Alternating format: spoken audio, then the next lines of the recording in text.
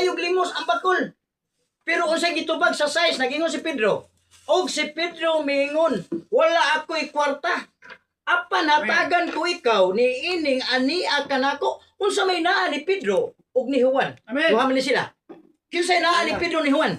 Wala siya salapi. Wala siya kwarta. Wala, pero mas labaw pa sa kwarta. Labaw pa sa salapi ang ihatag niya. Kundili, ang kaayuhan sa makaroon na si Papa Picto.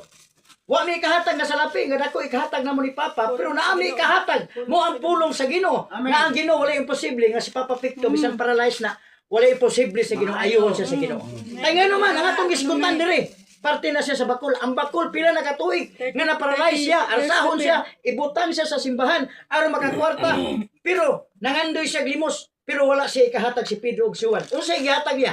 Mao ang pag-ampo sa Ginoo, mao ang pagtuo sa Ginoo nga maayo ang bakol. Diha dayon na ayo ang bakol ug nakabarog. Amen. Inaana kagamahanan ng Ginoo.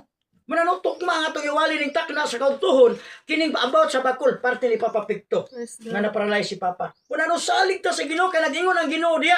Kung doon na kay pagtuo mura kanako sa liso sa mustasa ang bukid pwede nimo pabalhinon sa patag. Pwede pabalhinon sa dagat pero dili na siya ingon nga kana ang bukid nga materyali nga atong ibalhin. Kundili sama sa imong problema bisag unsa kadako sa imong problema ang bukid gisampol ang bukid problema na sama ni Papa Picto na siya problema kay siya naunsa naman akong kinabuhi wala na siya rin kaayuhan. Pero dili na to basulo ng Ginoo kay nga naman nag-ingon ang unang Tesalonica 5:18 pagpasalamat kamo bisag unsay bulangan kaninyo.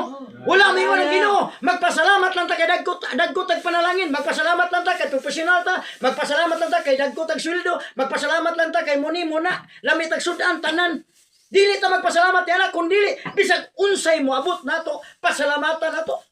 Mingon man, magamay man. Mingon na ta, sudan na ta ginamos. Di niya pasalamatan. Pero magsudan ta glitson, magsudan ta panok, magpasalamat ta, kay lami atong sudan. Dili na.